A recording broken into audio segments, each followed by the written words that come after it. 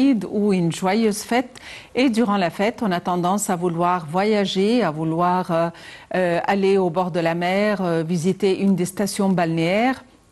Ou durant la fête, il y a d'autres touristes qui proviennent d'autres pays, que ce soit des pays arabes, des pays du voisinage.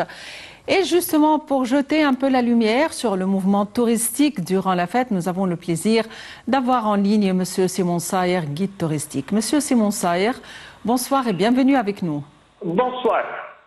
Monsieur Simon Sayer, c'est la fête, les gens ont tendance à voyager, à vouloir partir. Il y a des programmes qui sont mis en place pour que les gens puissent passer la journée dans un hôtel ou ainsi de suite. Tout d'abord, la fête cette année, c'est dans un mois qui précède les examens de fin d'année. Est-ce que ceci a eu son impact un petit peu sur les réservations?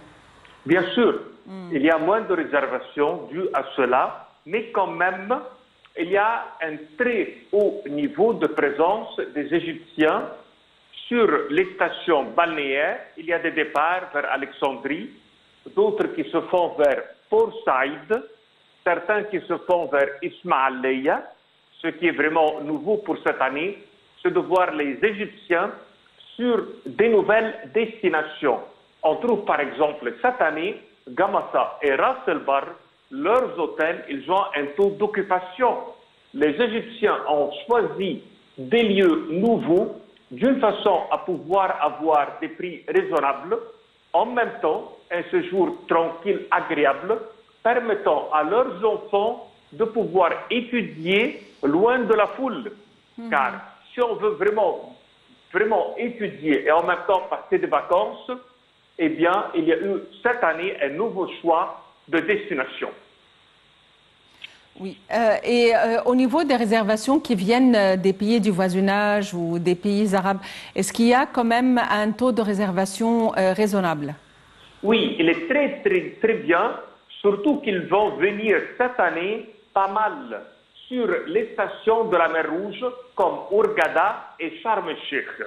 Les réservations sont très importantes et ils vont venir en direct vers ces lieux.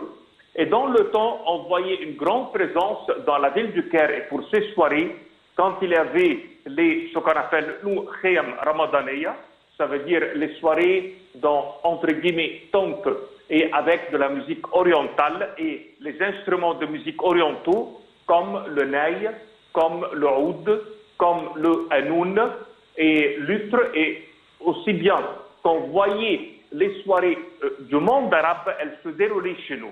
Mais bien sûr qu'avec le Covid, il y a moins de présence sur ce niveau, mais le Caire, il a fait une très belle extension en renouvelant les sites historiques anciens, comme Bab el-Nasr, Bab el-Fetouh, la rue El-Mouaiz el-Din Allah, Bab Zouila, le quartier El-Khayyamiyya, pas mal de mosquées qui ont été restaurées et qui ont été mises en place, ce qui permet des très beaux, on peut dire, moments dans la zone de Khan el-Khalili, à ne jamais oublier qu'on a remonté le niveau de la présence des musiciens dans ces zones, dans les wekala, comme le derwish tourneur, comme le violon, aussi bien que la danse et les chants arabes. Et d'ici, qu'il y a une présence plutôt vers la mer Rouge, mais quand même, elle n'a pas disparu de la ville du Caire. Ce qui augmente le taux de leur présence, aussi bien, c'est les médias et la présentation des représentants de nos hôtels et d'agences de voyage pour publier l'Égypte, faire les promotions et encourager les gens, vu que ces vacances viennent après un mois de carême. En ce qui concerne évidemment la question qui se pose, les prix, il y a une inflation, il y a une hausse exorbitante au niveau des prix, des réservations, de la devise. Donc, dans quelle mesure il y a des programmes qui sont quand même faits ou des offres qui sont faites de manière à continuer à attirer quand même les touristes, surtout au niveau du tourisme intérieur? Alors, pour le tourisme intérieur et l'inflation, les gens veulent toujours passer de vacances agréables. Ils ne peuvent plus, comme avant, prendre les mêmes destinations et les mêmes hôtels. Car le prix des hôtels, c'est calculé en dollars. Et si le dollar il a fait une augmentation qui dépasse le taux d'augmentation dans les salaires, d'ici que les gens préfèrent faire autre chose que le précédent ou bien que le passé. Je vous donne quelques exemples. Aujourd'hui, dans la ville du Caire, il y a plein d'hôtels et de clubs qui vous offrent de passer la journée sur leur piscine, avoir un repas, avoir un barbecue, que les enfants puissent nager, avoir un temps agréable sans passer la nuit. Ça diminue un peu les frais pour la famille par rapport à une nuit hôtelière. Dans le temps, ils pouvaient en prendre 2-3 nuits d'hôtel. Aujourd'hui, ils peuvent dire on va juste passer la journée, rentrer chez nous pour passer la nuit. Concernant les stations balnéaires, vu que le nombre de chambres d'hôtel par rapport à la population égyptienne n'est pas très très grand, alors les hôtels sont pleins. Il y a toujours de la clientèle pour ce sujet. Ça veut dire, si nous, on parle d'un X nombre de chambres, comparant à l'Europe, il va y avoir 4 fois plus. Par exemple, si on regarde un peu les chiffres qui se comparent pour le logement, nous, on n'a pas vraiment, par rapport à 100 millions d'habitants, un nombre assez. Et vu ce manque de nombre, le taux d'occupation d'hôtels ne représente pas la vraie demande. Mais on peut dire elle se traduit par l'augmentation des prix. Cette année, les prix ont doublé, mais elles pouvaient encore tripler durant la saison des fêtes. Alors, les Égyptiens, pour passer leurs vacances, ils peuvent faire une journée aller-retour à Fayoum, ils peuvent faire une journée aller-retour vers Suez, Ismailia, Port Saïd, Alexandrie, toutes les villes satellites qui sont autour de nous.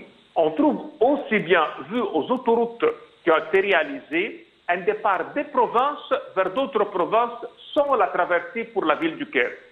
On prend l'exemple de la province de Luxor, Kena, Asyut, qui vont prendre l'autoroute 240 km pour arriver à Hurghada. On prend un autre exemple. Les provinces Aswan, Komombo et Tfou, ils ont l'autoroute qui les ramène à Marsa Alam. D'un autre côté, les provinces miniers Beni Suef, ils prennent l'autoroute pour aller à Za'afaran. Alors, si les gens aujourd'hui préfèrent prendre des destinations proches de chez eux, passer la journée ou bien une nuit, d'une façon à pouvoir se rattraper par rapport à l'inflation.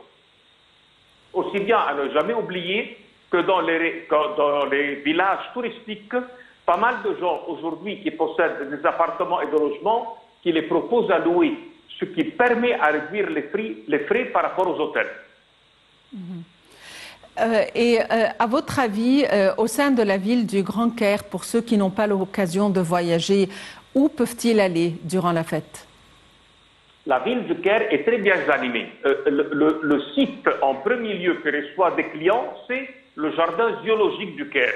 Il est très connu par cette réception, surtout qu'il a à côté de lui le beau jardin pour les fleurs. Et cette année, l'Égypte a remis les festivités concernant la vente des plantes et des fleurs pour le mois de mai. Alors aujourd'hui, il est bien équipé et bien préparé pour l'accueil des gens. En second, vous avez les grands jardins publics que nous, on se caractérise avec, aussi bien que quand les gens viennent dans les alentours du Caire, il y a des soirées aujourd'hui qui sont proposées et on a plein de quartiers qui ont reçu une ligne de métro, comme par exemple les Amalek. Vous avez là-bas une station de métro, le quartier Korba, Héliopolis, il a une station de métro. Alors toutes ces zones qui étaient places chics avec de très beaux cafés, de très beaux restaurants, avec ces stations de métro qui sont ouvertes, on trouve les gens en masse et en foule qui viennent, qui se promènent dans ces lieux, et les cafés qui occupent les rues, qui placent leurs tables, leurs chaises, et ça devient un grand marché très amusant et très agréable pour voir ces bâtiments historiques et ces beaux villas et ces beaux palaces et en faire des sorties et des soirées très agréables. Et finalement, j'en profite pour vous poser la question classique concernant le Grand Musée du Caire. À quoi doit-on s'attendre quant à l'inauguration officielle?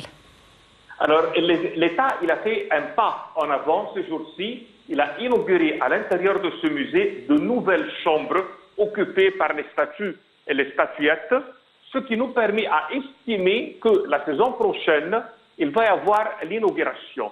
Tout ce qui reste à occuper ou à établir ou placer, mise en place des statues et des papyrus sur les murs n'est pas vraiment énorme. Alors ça doit être très bientôt. On aurait une estimation entre septembre et octobre, ça veut dire cette année 2024 pour la nouvelle saison, vu qu'aussi bien l'Égypte, elle a réalisé à travers l'aéroport de Sphinx un très grand trafic, de très grandes arrivées envers cet aéroport de charters. Il se trouve juste à côté du musée, ce qui veut dire qu'on a équipé l'infrastructure autour. Le jour qu'il serait inauguré, les hôtels vont recevoir leur clientèle grâce à ces vols charters dans la même zone et les gens pourront faire à partir de ce point des journées à Saqqara, Dahchour, le grand musée avec les pyramides, un départ vers Fayoum aller-retour, Wadi Rayyan aller-retour, Wadi Hitan aller-retour, aussi bien Alexandrie, Valais Nasroun, et on peut atteindre Rosette et Damiette. L'aéroport de Sphinx avec le grand musée du Caire est un grand projet qui pourrait animer facilement toute la zone et toute la région et ramener une masse touristique très importante et de très grande devise pour le pays. Monsieur Simon Saher, vous êtes guide touristique. Merci de nous avoir donné ces informations précieuses. Eh bien voilà, c'est la fête que chacun célèbre comme cela lui chante. Et finalement, la fête, c'est la fête. Et la joie provient de notre cœur et c'est grâce aux réunions familiales et des retrouvailles entre amis que nous ressentons la fête. Merci de nous avoir suivis. Très bonne fin de soirée à tous. Bonne fête encore une fois et à la prochaine.